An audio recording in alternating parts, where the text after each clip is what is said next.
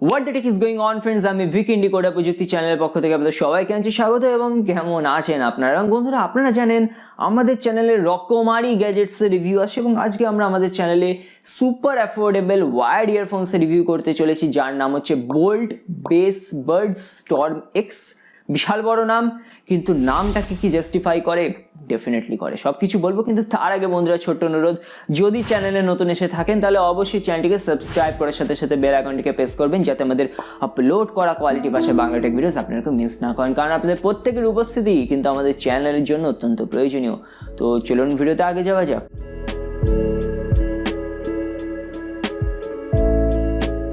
বন্ধুরা সর্বপ্রথম দাম দিয়ে শুরু করি। তো ভারতীয় মুদ্রার দাম মাত্র 350 টাকা। অ্যামাজন থেকে কিনতে পারবেন, লিঙ্ক আমি ডিসক্রিপশনে দিয়ে দেবো, গিয়ে চেক আউট করতে পারেন। এবং যদি বাংলাদেশের কথা বলি দেন আমি দেখেছি বোল্টের কিছু প্রোডাক্ট আনঅফিসিয়ালি বাংলাদেশে যায়, তো দেখুন যদি ডিমান্ড আসে এটা যেতেও পারে। তো সর্বপ্রথম আমরা বেল্ট কোয়ালিটি দিয়ে শুরু করি এবং কোম্পানির ওয়েবসাইট বলছে যেগুলো আসলে মেটালিক বেল্ট যে ইয়ারবাডসগুলো, বাট আমার মনে হচ্ছে শুধুমাত্র এর পেছনের এই অংশটাই মেটালিক বেল্ট, বাট ওভারঅল বাডসগুলোর কোয়ালিটি বেশ ডিসেন্ট। এবার যদি আমি বন্ধুরা ওয়্যারসের কথা বলি তাহলে বটম যে ওয়্যারটা সেটা কিন্তু বেশ মোটা আছে, ভালো কোয়ালিটির, এবং এই যে রেড কালারটা আসে বেশ গ্লসি, দেখতে ভালো লাগে। কিন্তু ওপরে এই যে দুটো ওয়্যার রয়েছে সেটা আমি বলবো একটুখানি সরু, এর কোয়ালিটি একটু ভালো হতে পারতো, বাট ওভারঅল যদি আমি দামের অনুপাতে দেখি বেল্ট কোয়ালিটি ঠিক আছে। এবার বন্ধুরা এখানে যে জ্যাকটা দেওয়া হয়েছে সেটা কিন্তু গোল্ড প্লেটেড জ্যাক, যেটি ভালো বিষয়, কিন্তু এখানে দেওয়া হয়েছে বন্ধুরা আপনাকে একটা নর্মাল শেপের জ্যাক, এল শেপের জ্যাকটা কিন্তু দেওয়া উচিত ছিল। সেখানে আমার মনে হয় এখানে একটু কস্ট কাটিং তারা করেছে, তো এখানে এরকমই আপনারা পাবেন। এবার বন্ধুরা আমরা কমফোর্টের কথা বলি। তো কানে পরে কেমন অনুভব হবে, অস্বস্তি হবে নাকি আরাম হবে? তো বন্ধুরা খুবই লাইট ওয়েট, আরামসে আপনি কানে ঘন্টার পর ঘন্টা দিতে পারবেন, কোনো অস্বস্তি হবে না। কিন্তু যদি ফিটিংয়ের কথা বলি এখানে আমার একটুখানি বিভিন্ন রকম মতামত আছে।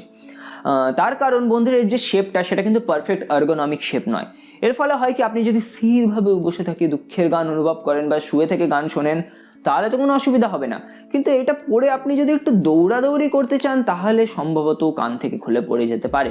তো এটা আপনাকে খেয়াল রাখতে হবে যে এর শেপটা কিন্তু পারফেক্ট আর্গোনমিক নয়। এবার বন্ধুরা আমরা কথা বলি সবচেয়ে ইম্পর্টেন্ট মানে কি, অডিও কোয়ালিটি নিয়ে। তো বন্ধুরা এ যা অডিও কোয়ালিটি দেয় লিটারালি আমার 500 টাকা না 600 টাকার Realme Buds 2কেও হার মানিয়ে দেয়। সর্বপ্রথম আমরা লাউডনেস নিয়ে কথা বলি। তো এটা এতই লাউড যে আপনি শুনতেই পারবেন না 100% ভলিউম দিয়ে, তখন গিয়ে মানে সত্যি কথা বলতে গেলে আওয়াজ কিন্তু একটু ফেটেও যায়। 70 থেকে 80% ভলিউমে দিয়ে গান শুনবেন, দারুণ লাউডনেস পাবেন, কোনো রকম ডিস্টরশন হবে না। যদি ট্রেবলসের কথা বলি একদম পারফেক্ট ট্রেবলস আপনারা পাবেন, এবং যে ইনস্ট্রুমেন্টস আর যে ভোকালস মানে কথার স্বর এবং বিভিন্ন বাদ্যযন্ত্রের আওয়াজের ভেতরে দারুণ সেপারেশন আপনারা পাবেন, এবং যার জন্য আপনারা সবচেয়ে বেশি উৎসুক, অর্থাৎ বেস কেমন। 350 টাকার একটা ইয়ারফোনে যে এরকম বেস হয় আমি ভাবতে পারিনি, এবং আমি মানে বাড়িয়ে চাড়িয়ে বলছি না, লিটারালি আপনারা যদি কখনো কিনে শুনে থাকবেন এখানে তাহলে বুঝবেন আমি কি বলছি।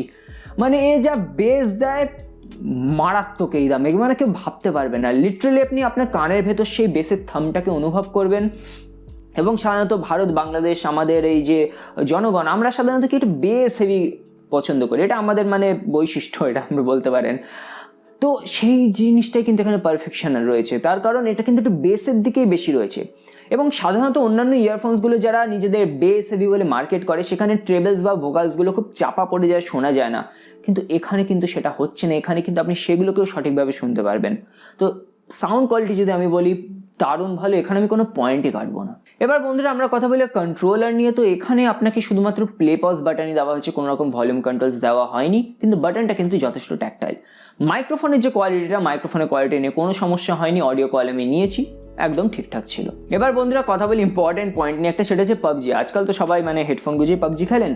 তো দেখুন পাবজিতে শত্রুদের বুঝতে তো কোনো অসুবিধা হবে না, যে বাঁ দিক থেকে আসছে না ডান দিক থেকে আসছে সেটা বুঝতে অসুবিধা হবে না, কিন্তু সমস্যাটা যেখানে সৃষ্টি হবে সেটা হচ্ছে জ্যাকটা। কারণ আমি আগেই বলেছি এটা কিন্তু এল শেপড নয়, ফলে কী হয়, আপনি যখন আপনার ফোনটাকে ধরে থাকবেন তখন এই জ্যাক আর তারের মাঝের যে অংশটায় কিন্তু মারাত্মক একটা চাপ সৃষ্টি হয়, এবং এটা যদি দীর্ঘক্ষণ ধরে যদি এই চাপটা বহুদিন ধরে পড়ে তাহলে সেই ক্ষেত্রে কিন্তু তারটা এখান থেকে ছিঁড়ে যেতে পারে।